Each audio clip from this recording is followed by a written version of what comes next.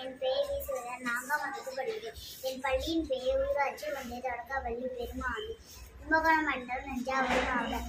நான் படித்த நூலகவை பற்றி விளையாடலாமா? வாங்க வாங்க வந்து விளையாடலாமா? குரங்கு ஓடி வந்தது, கரடி ஓடி வந்தது, மான் ஓடி வந்தது, முயல் ஓடி வந்தது, ஒட்டகச்சிங்கி வந்தது. அதுவும் அங்க பாருங்கள். அதுவும்